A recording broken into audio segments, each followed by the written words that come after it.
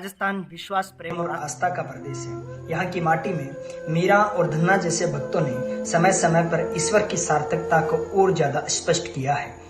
कर्मा की कहानी आपको इसी राजस्थान में मिलेगी, जिसने अपनी जिद के आगे भगवान को झुका दिया और अपने हाथों से बना हुआ खिचड़ा भगवान को खिलाया। नमस्कार, मेरा नाम नरेंद्र शर्मा है और आप देख रहे हैं दी टॉक ऑफ राजस्थान। आज हम बात कर रहे हैं एक ऐसे मंदिर के बारे में जिस मंदिर का निर्माण खुद भगवान के पैसों से हुआ है। हम आपको बताएंगे भगवान मुरलीधर और भगत किशन सिंह की कहानी।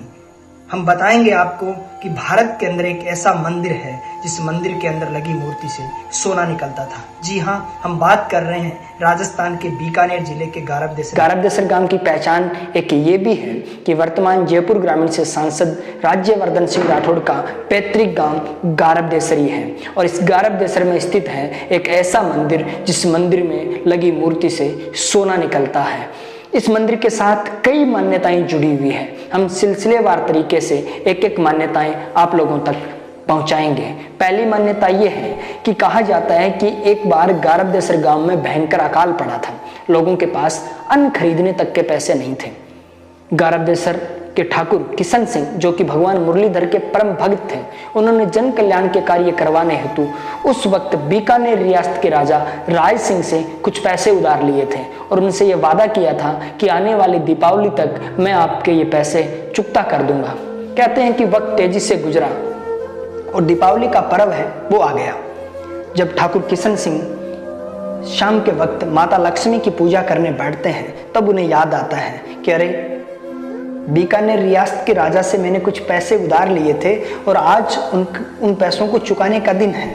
वो आनंद फानंद में पैसे एकत्रित करते हैं और गारबदेसर से निकल पड़ते हैं बीकानेर की ओर। गारबदेसर और बीकानेर के बीच लगभग 100 किलोमीटर का फासला है और इस फासले को पूरा करने में लगभग उन्हें एक रात का समय लगा। जैसे ही वे सुबह बीकानेर के राजा राय सिंह के पास पहुंचे तो बीकानेर के राजा ने ठाकुर किशन सिंह को देखकर कहा, अरे किशन सिंह, आप तो सुबह जाने वाले थे, अभी गए नहीं? तो गारबदेसर के ठाकुर किशन सिंह ने कहा, नहीं हुक्म, मैं तो अभी आया हूं। तो बीकानेर के राजा राय सिंह ने कहा, अरे किशन सिंह, आप तो रात को आ गए थे, अभी आप जाने वाले थे, क्या बात है, बीमार पड़ गए क्या, जिससे आपकी याददाश्त चली गई? गारबदेसर के ठाकुर किशन सिंह ने फिर कहा, नहीं हुक्म, मैं अभी आया हूं आपके पैसे चुकाने के लिए। ऐसा सुनते ही बीकानेर के राजा राय सिंह ने वो बही दिखाई जिसमें उधार लिए हुए पैसे चुकता किए हुए थे और नीचे हस्ताक्षर थे किशन सिंह के। ये देखकर गारबदेसर के ठाकुर किशन सिंह की आंखों में आंसू आ जाते हैं और वो पैसे वापस लाकर गारबदेसर में एक भव्य मंदिर का निर्माण करवाते हैं जिसका वर्तमान स्वरूप ये है। एक मान्यता ये भी है कि आसपास के सभी गांवों में बारिश हो चुकी थी और उन गांवों के किसान खेतों में बिजाई कर रहे थे, लेकिन गारबदेसर का किसान चिंतित था इस बात को लेकर कि इस बार फिर बारिश नहीं हुई, क्या पता हमें अकाल का सामना ना करना पड़े। और गारबदेसर के सारे किसान एकत्रित होकर ठाकुर किशन सिंह के पास जाते हैं और उनसे कहते हैं कि आप भगवान से निवेदन कीजिए ताकि हमारे गाँव में भी बारिश हो। उस वक्त ठाकुर किशन सिंह ने भगवान से कहा कि 100 कोस बिजली खिवे यामा कुण संदेह, कृष्णा की तृष्णा तब मिटे जब गारबदेसर में बरसे में। कहते देर लगती और आसमान में काले बादल छा जाते हैं और मूसलाधार बारिश होती है और उन गारबदेसर के खेतों में फसल लहलाने लगती है।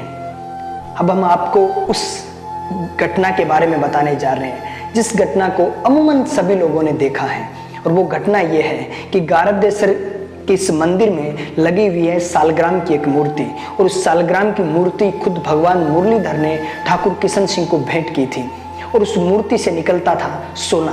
कहते हैं कि ठाकुर साहब सुबह की प्रार्थना और पूजा अर्चना करने के बाद मूर्ति से सोना निकालकर गारबदेसर के गरीबों में दान कर दिया करते थे। एक बार ठुकरानी साहिबा ने ठाकुर किशन सिंह से कहा कि मूर्ति से निकलने वाला सोना आप मुझे दे दें और मेरा जो सोना है वो आप गरीबों में दान कर दें। ठाकुर साहब ने ठकुरानी की बात सुनकर कहा, ऐसा करना प्रकृति के खिलाफ होगा, हम ऐसा नहीं कर सकते।